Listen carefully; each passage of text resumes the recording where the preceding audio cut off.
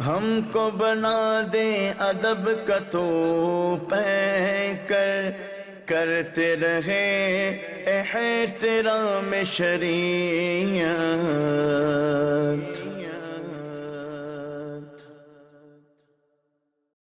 الحمد للہ رب العالمین والصلاة والسلام علی سید المرسلین اما بعد فاعوذ باللہ من الشیطان الرجیم بسم اللہ الرحمن الرحیم الصلاة والسلام علیک یا رسول اللہ وعلی آلک واصحابک یا حبیب اللہ الصلاة والسلام علیک یا نبی اللہ وعلی آلک واصحابک یا نور اللہ۔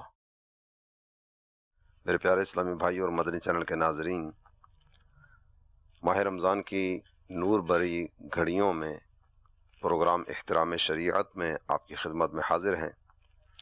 آئیے آج کے موضوع کی طرف بڑھنے سے پہلے نبی الانبیاء تاجدار ارض و سما حبیب کبریا مکی مدنی مصطفیٰ علیہ التحیۃ و ثنا کی بارگاہ بے کس پناہ میں ہدیہ درود و سلام پیش کرنے کی ایک فضیلت سننے کی سعادت حاصل کریں۔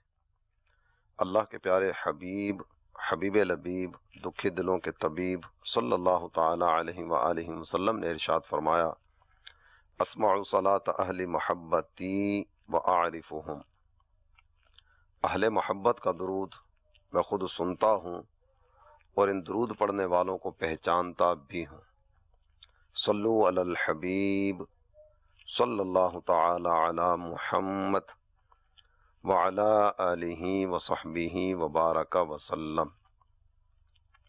حضرت سیدنا انس رضی اللہ تعالی عنہ سرکار علی وقار بے کسوں کے مددگار شہنشاہ والا تبار جناب احمد مختار صلی اللہ تعالی علیہ وآلہ وسلم کے دربار نور بار کی ایک بات بیان کرتے ہیں، آئیے اس کو سننے کی سعادت حاصل کریں۔ آپ فرماتے ہیں کہ ایک مرتبہ ہم اپنے کریم آقا صلی اللہ تعالی علیہ وآلہ وسلم کی خدمت میں حاضر تھے کہ اللہ کے پیارے نبی صلی اللہ تعالی علیہ وآلہ وسلم نے ارشاد فرمایا، ابھی اس دروازے سے ایک جنتی شخص داخل ہوگا۔ یہ بات آپ صلی اللہ تعالی علیہ وآلہ وسلم کے لبہ مبارکہ سے نکلی تو ایک انصاری شخص داخل ہوا جس کی داڑھی وضو کی وجہ سے تر تھی۔ اس نے اپنے جوتے بائیں ہاتھ میں یعنی الٹے ہاتھ میں لٹکا رکھے تھے۔ حاضر بارگاہ ہو کر سلام عقیدت پیش کیا۔ پھر دوسرا دن آیا، اسی طرح ہم اپنے آقا صلی اللہ تعالی علیہ وآلہ وسلم کی خدمت میں حاضر تھے تو اللہ کے پیارے محبوب دانائے غیوب منزہ عن العیوب صلی اللہ تعالی علیہ وآلہ وسلم نے وہی پہلے دن والی بات ارشاد فرمائی۔ آج بھی وہی انصاری اسی کیفیت میں دروازے سے داخل ہوئے، بارگاہ رسالت میں سلام پیش کیا۔ فرماتے ہیں کہ تیسرا دن آیا، تیسرے دن ہم نبی پاک صلی اللہ تعالی علیہ وآلہ وسلم کی خدمت میں حاضر تھے تو تیسرے دن بھی اللہ کے پیارے نبی صلی اللہ تعالی علیہ وآلہ وسلم نے وہی کلمات ارشاد فرمائے کہ ابھی اس دروازے سے ایک جنتی آدمی داخل ہوگا۔ تیسرے دن بھی جب ہم نے دیکھا تو وہی انصاری نبی پاک صلی اللہ تعالی علیہ وآلہ وسلم کی خدمت اقدس میں حاضر ہوئے۔ جب حاضری کے بعد یہ واپس لوٹنے لگے، حضرت سیدنا عبداللہ بن عمرو بن عاص رضی اللہ تعالی عنہ فرماتے ہیں کہ میں ان کے پیچھے چل پڑا۔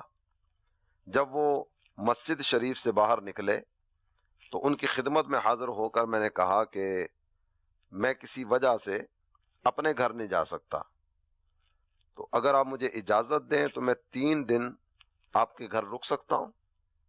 جب دل میں ایک تجسس تھا کہ نبی پاک صلی اللہ تعالی علیہ وآلہ وسلم نے ان کے بارے میں 3 دن لگاتار ایک ہی بات ذکر فرمائی کہ ابھی اس دروازے سے جنتی آئے گا، تینوں مرتبہ یہی حاضر خدمت ہوئے، تو 3 دن ان کے ساتھ رہ کر دیکھوں تو صحیح ان کا کون سا ایسا عمل ہے جس عمل کی وجہ سے یہ اتنے بڑے مرتبے تک پہنچ گئے۔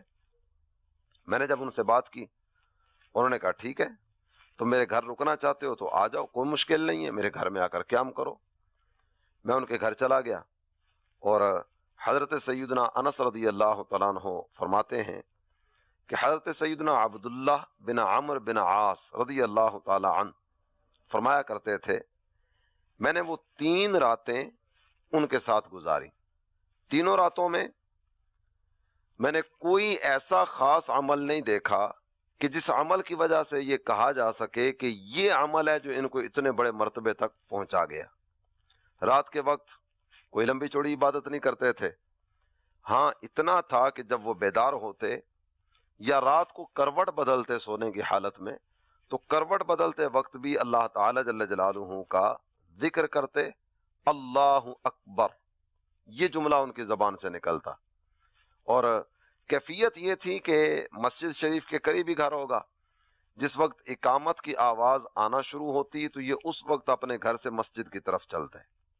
ساتھ ہی ساتھ یہ تھا کہ جتنا وقت میں نے ان کے پاس گزارا، ان کے منہ سے جب بھی کوئی بات نکلی، اچھی بات نکلی، میں نے کسی کی برائی ان کے منہ سے نہیں سنی۔ 3 دن گزرے، 3 دن گزرنے کے بعد میں نے اپنے آنے کا مقصد ان کے سامنے رکھا اور ان کو یہ بتایا کہ میں نے یہ 3 دن آپ کے گھر میں گزارے تو کوئی ایسی آزمائش نہیں تھی کہ جس آزمائش کی وجہ سے میں اپنے گھر میں نہیں جا سکتا تھا، میں صرف یہ جاننا چاہتا تھا کہ 3 دن لگاتار زبان رسالت سے جنتی ہونے کی خوشخبری آپ کے لیے بیان کی گئی، آپ ایسا کون سا عمل کرتے ہیں کہ جس کی وجہ سے اتنا بڑا مقام آپ کو مل گیا، صرف یہ دیکھنا مقصود تھا۔ میں نے یہ 3 راتیں آپ کے گھر میں گزاری، کوئی ایسی چیز مجھے تو نظر نہیں آئی، کوئی ایسا خاص عمل، کوئی ایسی عبادت، کوئی ایسا معمول کہ جس کی وجہ سے اتنا بڑا مرتبہ مل گیا ہو۔ وہ صاحب کہنے لگے کہ میرے معمولات میں تو یہی کچھ ہے جو تم نے دیکھا ہے۔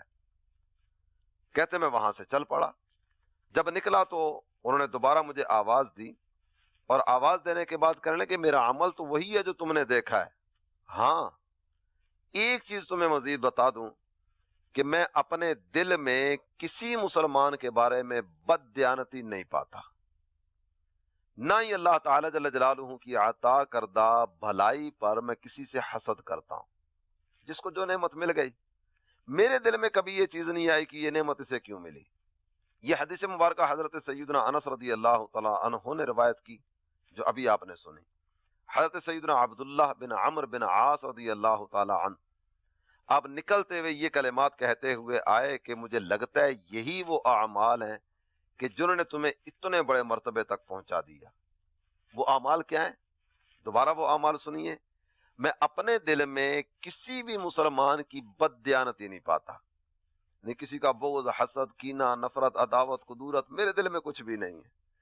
اور جس کو اللہ تعالی جل جلالہ نے نعمتیں عطا فرمائی، میں اپنے دل میں کسی بھی مسلمان کا حسد نہیں پاتا۔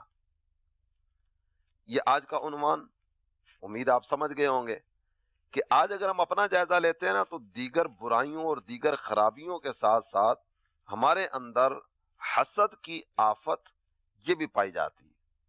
کسی کی نعمت دیکھ لی تو ویسے ہی جلنا شروع کر دیتے ہیں، کسی کی نعمت دیکھ لی تو ویسے ہی طبیعت ہلکان ہونا شروع ہو جاتی ہے۔ حسد کیا ہے؟ کسی نعمت والے کی نعمت کے زوال کی تمنا کرنا، اس کے پاس یہ نعمت ہے نا، یہ نعمت اس سے چھن جائے۔ کوئی اچھی تلاوت کرنے والا ہے، اچھی نعت پڑھنے والا ہے، اچھا بیان کرنے والا ہے، یہ دل میں تمنا پیدا ہونا کہ اس کی یہ نعمت چھن جائے۔ یہ اچھی تلاوت کیوں کر لیتا ہے، یہ اچھا بیان کیوں کر لیتا ہے، یہ اچھی گفتگو کیوں کر لیتا ہے، لوگوں کے دل میں اس کی محبت ہی کیوں ہے، اللہ تعالی جل جلالہ نے اسے مال کیوں دیا ہے۔ دوسرے لفظوں میں یہی کہیں گے نا، اس کے پاس گاڑی کیوں ہے، اس کے پاس بنگلہ کیوں ہے، اس کا یہ سٹیٹس کیوں ہے، اس کے ساتھ اتنا لوگوں کا محبت بھرا برتاؤ کیوں ہے۔ ہر نعمت کے بارے میں اسی انداز میں غور کر لیجئے، اور ساتھ ہی ساتھ سب کو دعوت دوں گا، میں اپنے بارے میں سوچوں، آپ اپنے بارے میں سوچئے، میں اپنا جائزہ لوں، آپ اپنا جائزہ لیجئے۔ کہیں ایسا تو نہیں کہ یہ لعنت، یہ آفت، یہ مصیبت، یہ بیماری میری اپنی ذات میں بھی پائی جاتی ہے۔ کسی کی نعمت کے زوال کی تمنا کرنا یہ برا ہے۔ اور دوسرے لفظوں میں اگر بات کی جائے نا، اس کو یہ نعمت عطا کرنے والا کون ہے؟ کسی کو حسن ملا، عطا کرنے والا کون ہے؟ کسی کو گاڑی مل گئی، عطا کرنے والا کون ہے؟ کسی کو اچھی آواز مل گئی، عطا کرنے والا کون ہے؟ کسی کی محبت دوسروں کے دل میں ڈال دی گئی تو یہ محبت ڈالنے والا کون ہے؟ اللہ تعالی جل جلالہ نے جس کو جو بھی نعمت عطا فرمائی یہ اس کی اپنی تقسیم ہے. کوئی نعمت ایسی نہیں ہے جو بندہ اپنی محنت اپنی مشقت کے ذریعے حاصل کر لے، یہ تو ساری اللہ تعالی جل جلالہ کی عطا ہے. جی ہاں، یہ روپیہ، یہ پیسہ، یہ زمین، یہ جائیداد، یہ مکان، یہ دکان اور جتنے بھی اس طرح کے معاملات ہیں یہ سب تو اللہ کی عطا ہے. ہمارے درمیان اگر محنت کی وجہ سے یہ مال تقسیم ہوتا تو دنیا میں سب سے امیر آدمی مزدور کو ہونا چاہیے تھا. سب سے زیادہ محنت تو وہ کرتا ہے، سب سے زیادہ مشقت تو وہ اٹھاتا ہے. 8 گھنٹے 10 گھنٹے 12 گھنٹے بعض اوقات اس سے بھی زائد وقت وہ محنت اور مشقت کے کام میں لگا ہوتا ہے، دن رات ایک کر رہا ہوتا ہے، کیسے پسینہ بہ رہا ہوتا ہے. اللہ تعالی جل جلالہ کا یہ بندہ اپنے رب کی عطا کردہ نعمتوں سے فیض یاب ہونے کے لیے یہ محنت مزدوری والے رستے کو اپناتا ہے. یہ جتنا کچھ بھی ہے نا یہ سب اللہ کی عطا ہے. اور یہ حسد کرنے والا، دوسرے کی نعمت کے زوال کی تمنا کرنے والا، دوسرے لفظوں میں بات یہی ہے کہ یہ اپنے رب کی تقسیم پر راضی نہیں ہے. اور ظاہری طور پر یہ کلمات اس کی زبان پر نہیں آتے، لیکن اندر کھاتے کہانی یہی ہوتی ہے کہ اللہ نے اسے دولت کیوں دی، اللہ نے اسے اچھی آواز کیوں دی، اللہ نے اس کی محبت لوگوں کے دلوں میں کیوں ڈالی. تو اے حسد کرنے والو، اللہ تعالی جل جلالہ کی تقسیم پر کلام کرنے کے بجائے رب کی تقسیم پر راضی ہو جاؤ. آپ نے دیکھا وہ انصاری کوئی لمبی چوڑی عبادات کا سلسلہ نہیں ہے، لیکن اس کے باوجود نبی پاک صلی اللہ تعالی علیہ وآلہ وسلم فرماتے ہیں ابھی اس دروازے سے جنت ہی آئے گا. حضرت عبداللہ بن عمر بن عاص رضی اللہ عنہ 3 دن ان کے گھر میں گزارتے ہیں اور نکلتے وقت کہتے ہیں میرے بھائی میں نے تو تمہارا کوئی خاص عمل نہیں دیکھا، اتنا بڑا مرتبہ تمہیں کیسے مل گیا؟ وہ جواب دیتے ہوئے کہتے ہیں صرف اتنی سی بات ہے، میرے دل میں کسی کے بارے میں کوئی بغض، کینہ، حسد، عداوت، کدورت کچھ بھی نہیں ہے. میرا دل مسلمانوں کے بارے میں صاف ہے. کیا میں اور آپ یہ کلمات کہہ سکتے ہیں؟ کیا ہماری زبان سے یہ جملہ نکل سکتا ہے؟ چلیں زبان سے نکال بھی دیا کہ میرے دل میں کسی بھی مسلمان کا بغض نہیں ہے، یہ واقعی نوکے زبان سے نکلا یا اندر دل کی کیفیت بھی یہی ہے، اندرونی معاملات بھی یہی ہیں؟ ہے سوچنے کی بات اسے بار بار سوچ. اور آپ کے سامنے یہ بھی عرض کرتا چلوں، نبی الانبیاء تاجدار ارض و سما حبیب کبریا مکی مدنی مصطفیٰ علیہ التحیۃ والثناء ارشاد فرماتے ہیں الحسد یأکل الحسنات کما تأکل النار الحطب.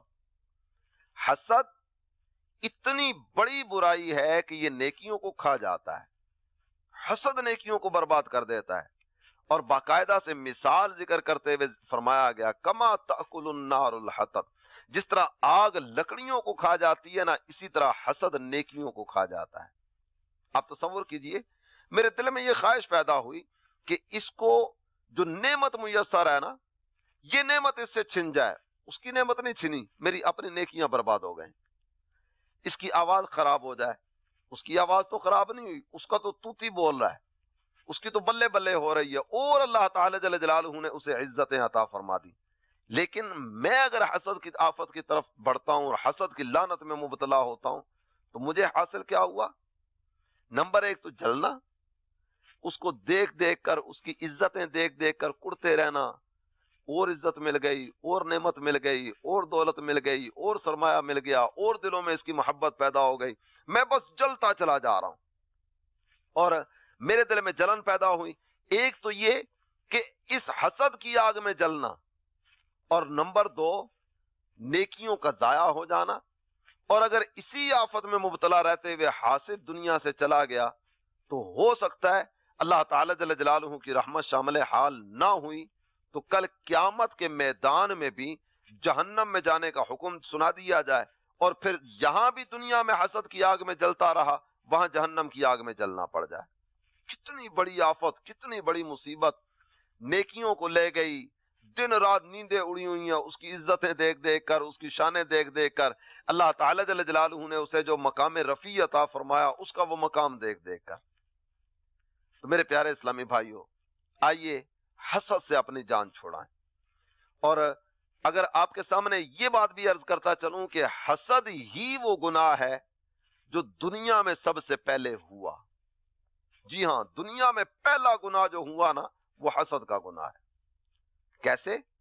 حضرت آدم علیہ السلام کو اللہ تعالی جل جلالہ نے بنایا، فرشتوں کو حکم دیا گیا اسجدوا لآدم، اے فرشتوں آدم کو سجدہ کرو۔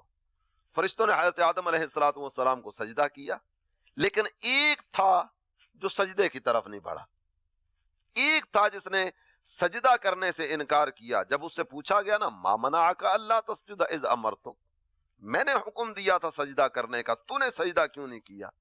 اس کی زبان پر یہ جملہ آتا ہے انا خیر من، میں ان سے بہتر ہوں۔ حضرت آدم علیہ السلام کو ملنے والی عزت شیطان نہیں دیکھ سکا۔ معلم الملکوت تھا، اللہ تعالی جل جلالہ نے حضرت آدم علیہ السلام کو اپنا نبی بنایا، اپنا خلیفہ بنایا، اور یہ کلام تو پہلے سے جاری تھا۔ حضرت آدم بعد میں بنے، حضرت آدم کو بنانے کی گفتگو تو پہلے ہوئی تھی، اور اس ساری گفتگو سے یہ واقف تھا۔ اللہ تعالی جل جلالہ نے فرمایا تھا انی جاعل فی الارض خلیفہ، میں زمین میں اپنا خلیفہ بنانے والا ہوں۔ یہ کلام تو پہلے ہو چکا تھا، فرشتوں کے ساتھ اٹھنا بیٹھنا تھا، ان ساری چیزوں سے باخبر تھا، لیکن سب کچھ جاننے کے باوجود حسد کی لعنت میں گرفتار ہو گیا۔ تو سب سے جو پہلا گناہ ہوا نا وہ حسد کا گناہ ہے، اور حسد اپنے ساتھ کیا کیا برائیاں لے کر آتا ہے، اور اس کی وجہ سے کیا کیا خرابیاں جنم لیتی ہیں۔ آئیے نبی پاک صلی اللہ تعالی علیہ وآلہ وسلم کا ایک فرمان آپ کے سامنے رکھو۔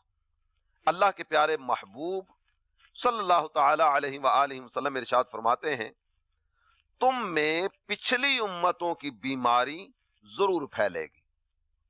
ایک ایسی بیماری ہے جو پچھلی امتوں میں تھی، لیکن یہ بیماری تمہارے اندر بھی پیدا ہو جائے گی۔ وہ بیماری کون سی ہے؟ میرے آقا صلی اللہ تعالی علیہ وآلہ وسلم فرماتے ہیں وہ بیماری ہے بغض اور حسد۔ یہ حسد اور بغض کی بیماری ہے، پچھلی امتوں میں بھی تھی، اور یہ بیماری تمہارے اندر بھی پیدا ہو جائے گی۔ یہ کہنے کے بعد سرکار دو عالم صلی اللہ تعالی علیہ وآلہ وسلم فرماتے ہیں یہ بیماری اس طرح کی طرح ہے، اس طرح بال کاٹ دیتا ہے نا، بال صاف کر دیتا ہے، سارے بال مونڈ دیتا ہے۔ سرکار فرماتے ہیں یہ بیماری اس طرح کی طرح ہے، اس طرح تو بال ختم کرتا ہے نا، یہ بیماری یہ نیکیوں کو ختم کر دیتی ہے۔ الحسد یأکل الحسنات کما تأکل النار الحطب، جس طرح آگ لکڑی کو ختم کر دیتی ہے نا، یہ بیماری ایسے ہی بندے کی نیکیوں کو ختم کر دیتی ہے۔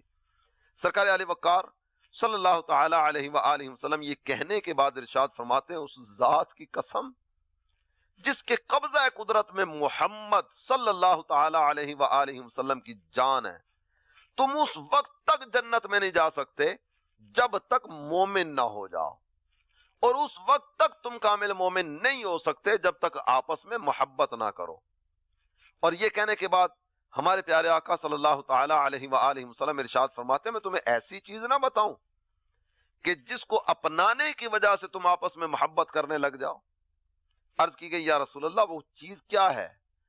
میرے آقا و مولا صلی اللہ تعالی علیہ وآلہ وسلم نے ارشاد فرمایا تم آپس میں سلام کو عام کرو۔ حسد کی لعنتوں میں سے، حسد کی آفتوں میں سے ایک آفت یہ ہے کہ جس کے بارے میں حسد دل میں پیدا ہوگا نا، جسمانی دوری بھی ہونا شروع ہو جائے گی، اور بعض اوقات چہرے کے خد و خال بھی بتا رہے ہوتے ہیں کہ ان میں کوئی ان بن پیدا ہو چکی ہے، تھوڑا کھچا کھچا رہے گا۔ اس کے سامنے اگر کسی نے اس کی تعریف کر دی، یار کتنی اچھی نعت پڑھتا ہے، کتنا اچھا بیان کرتا ہے، دیکھو یار اللہ نے اس کو کتنا نوازا ہوا ہے، تو اس کی تعریف سننے کے لیے بھی یہ تیار نہیں ہوگا۔ اس کے کام تو دیکھو، کیسا نفیس طبیعت والا بندہ ہے، کیسی پیاری ادائیں، لوگ اس کی تعریفیں کر رہے ہوتے ہیں، اور یہ تعریفیں سن سن کر بنا اندر کھاتے جل رہا ہوتا ہے۔ اندرونی دنیا اس کی زیر و زبر ہوتی ہے، دل کی دنیا زیر و زبر ہوتی ہے، اور یہ پریشانی ہی پریشانی میں مبتلا ہوتا ہے۔ اللہ تعالیٰ نے اسے جو عزتیں دیں، اس کے جلنے سے، اس کے کڑنے سے، اس کے سڑ سڑ کر مرنے سے اس کی عزتوں میں تو کوئی فرق نہیں آیا۔ اللہ نے جو نعمت اسے عطا فرمائی اس میں تو کوئی فرق نہیں آیا۔ اللہ کی عطا کردہ نعمت کے سامنے کس میں اتنا دم خامے کو رکاوٹ کھڑی کر سکے؟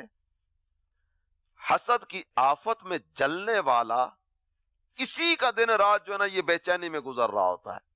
آئیے اپنے کریم و رحیم آقا صلی اللہ تعالی علیہ وآلہ وسلم کا ایک اور فرمان آپ کے سامنے رکھوں۔ سرکار صلی اللہ تعالی علیہ وآلہ وسلم ارشاد فرماتے ہیں، حسد کرنے والے، چغلی کھانے والے اور کاہن کے پاس جانے والے، جادوگروں کے پاس جانے والے، یہ تین طرح کے لوگوں کا اس حدیث میں ذکر کیا جا رہا ہے۔ حسد کرنے والے، چغلی کھانے والے، کاہنوں کے پاس جانے والے۔ سرکار دو عالم صلی اللہ تعالی علیہ وآلہ وسلم ارشاد فرماتے ہیں، ان کا مجھ سے کوئی تعلق نہیں، میرا ان سے کوئی تعلق نہیں۔ اس سے بڑی اور وعید آپ کے سامنے کیا رکھوں؟ میرے آقا صلی اللہ تعالی علیہ وآلہ وسلم ارشاد فرماتے ہیں، حسد کرنے والے کا میرے ساتھ کوئی تعلق نہیں، میرا اس کے ساتھ کوئی تعلق نہیں۔ اس سے بڑی کون سی وعید بیان کی جائے؟ نسبت رسول ہی کی وجہ سے تمہاری دنیا اور آخرت سنورے گی۔ سرکار دو عالم صلی اللہ تعالی علیہ وآلہ وسلم کے دامن اقدس سے وابستگی کی وجہ سے ہی تو ہماری عزتوں کی حفاظت ہوگی۔ اللہ تعالیٰ دنیا میں عزتیں عطا فرمائے گا، قیامت کے میدان میں عزتیں عطا فرمائے گا۔ اور اگر میرے آقا نے قیامت کے میدان میں بھی یہ فرما دیا، میرے فرمان تو تیرے سامنے بیان کیے گئے تھے، کیا تجھے یہ بتایا نہیں گیا تھا کہ حسد کرنے والے کا میرے ساتھ کوئی تعلق نہیں ہے؟ آج میری بارگاہ کی طرف متوجہ کیوں ہو رہا ہے؟ اس وقت یقین جانیے ہمارے پاس کوئی اور ہمارا پرسان حال نہیں ہوگا۔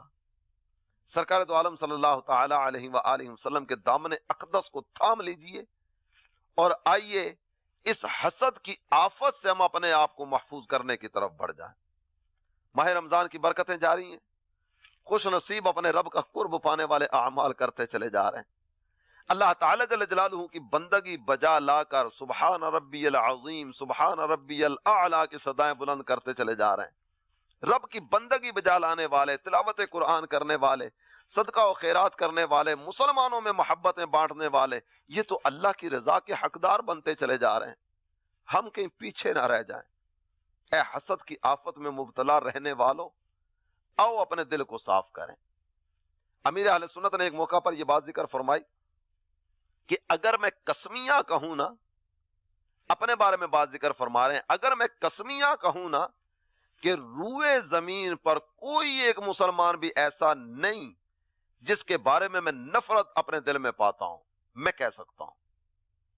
امیر اہل سنت سے ہماری محبتیں تو ہیں نا، آپ اللہ تعالی جل جلالہ کے ولی ہیں، دین کے عالم ہیں، مصطفیٰ کریم صلی اللہ تعالی علیہ وآلہ وسلم سے محبت کرنے والے ہیں۔ یہی تو وہ چیزیں ہیں جس کی وجہ سے ہم ہر مسلمان سے محبت کرتے ہیں۔ نسبت رسول، سرکار دو عالم صلی اللہ تعالی علیہ وسلم کی غلامی۔ امیر اہل سنت فرماتے ہیں، روئے زمین پر کوئی مسلمان ایسا نہیں جس کے بارے میں اپنے دل میں نفرت پاتا ہوں۔ آئیے نا اللہ تعالی جل جلالہ کی بارگاہ میں عرض کریں، میرے پاک پروردگار، پاک دل والوں کا واسطہ ہمارے دل کو بھی پاک فرما دے۔ میرے مولا، جن کو تو نے مسلمانوں کے بغض، حسد، نفرت، عداوت، کینے سے محفوظ رکھا، اپنے ان اچھی طبیعت والے بندوں کا واسطہ میرے پاک پروردگار ہمیں بھی پاک فرما دے، ہمیں بھی پاکی نصیب فرما دے، اور ہمارے دلوں سے بھی بغض، حسد، نفرت، عداوت، کدورت، کینہ، ان ساری آفتوں کو دور فرما دے۔ اور سرکار علی وقار صلی اللہ تعالی علیہ وآلہ وسلم کا ایک فرمان آپ کے سامنے رکھ کے گفتگو کو اختتام کی طرف لاتا ہوں۔ نبی محترم صلی اللہ تعالی علیہ وآلہ وسلم نے 6 قسم کے لوگوں کا تذکرہ فرمایا۔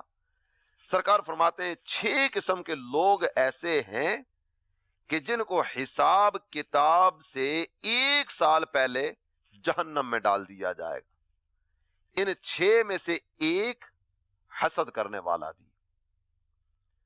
قیامت کے دن کی مشقتیں، قیامت کے دن کی مشکلیں، قیامت کے دن کی آفتیں، یہ سب اپنی جگہ۔ اس سے پہلے کا مرحلہ جو نا وہ قبر کا مرحلہ ہے۔ اگر حسد کرنے کی وجہ سے ہماری قبر میں آگ سلگا دی گئی، ہمیں سانپ اور بچھوؤں کے حوالے کر دیا گیا، اب تصور تو کریں نا ہمارا بنے گا کیا۔ اعلی حضرت امام اہل سنت نے ایک بات ذکر کی، اسی بات پر اپنی گفتگو کو اختتام کی طرف لاتا ہوں۔ آپ ذکر کرتے ہیں اندھیرا گھر، یہ قبر کے تعلق سے بات ہو رہی ہے۔ اندھیرا گھر، اکیلی جان، دم گھٹتا، دل اکتاتا، خدا کو یاد کر پیارے، وہ ساعت آنے والی ہے۔ اللہ تعالی ہم سب کو عمل کی توفیق عطا فرمائے، آمین، بجاہ النبی الامین، صلی اللہ تعالی علیہ وآلہ وسلم۔ ہم کو بنا دے ادب کا تو پیکر، کرتے رہے احترام شریعت